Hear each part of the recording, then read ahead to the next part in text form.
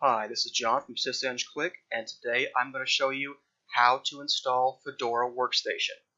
On the getfedora.org website, click on Workstation, Download Now. You have a couple of different options, the 1.5 gig live image or one of the net install images. I went with the net install image, which means I'll have to have network connectivity while I'm installing it. The live image, you wouldn't need that. So I've already downloaded the net install image, so let's go to Fedora. I'll start it up in VirtualBox. And again, it's going to say test this media or just install. I'm going to go right to install Fedora 27. It's very similar to CentOS, being another Red Hat derivative.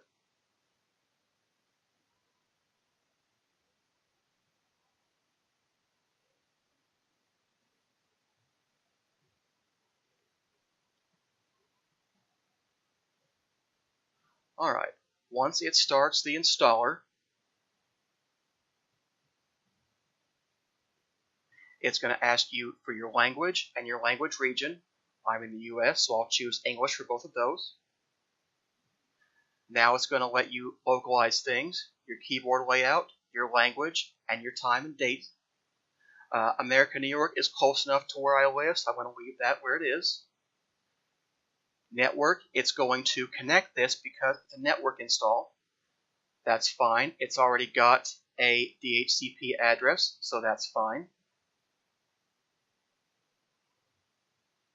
And now it's going to say installation destination. So it's going to use the ATA hard disk from VirtualBox, and I'm going to let it have automatic partitioning. So I'll hit done, and now we can go to software selection, and I'm just going to say Fedora Workstation. That's pretty good, I think. If you wanted to use the XFCE desktop, you could do that. By default, Fedora comes with GNOME, and that's fine for what we're going to do. Going to hit done on that. And now we'll go ahead and hit begin installation. It's going to ask for a root password and for you to create a user. So I'll set up the root password. If they match, you won't get that error. I'll hit done on that. Clicking on user creation.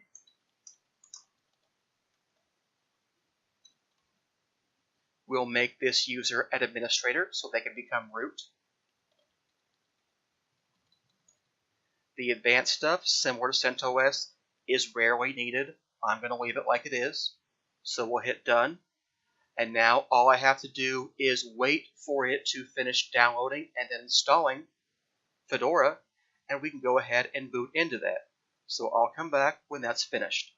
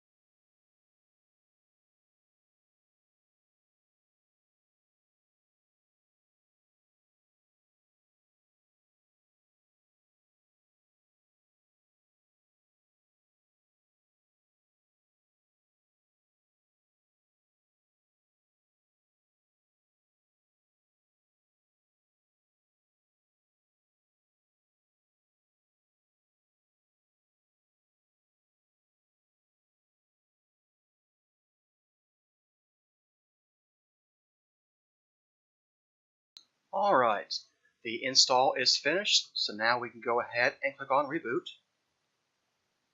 And once it boots up, we'll be in our new Fedora 27 workstation.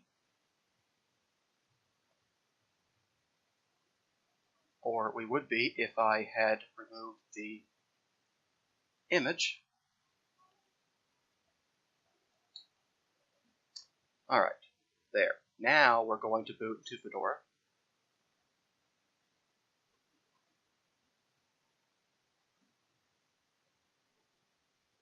There we go. And that's how you install Fedora. See you next time.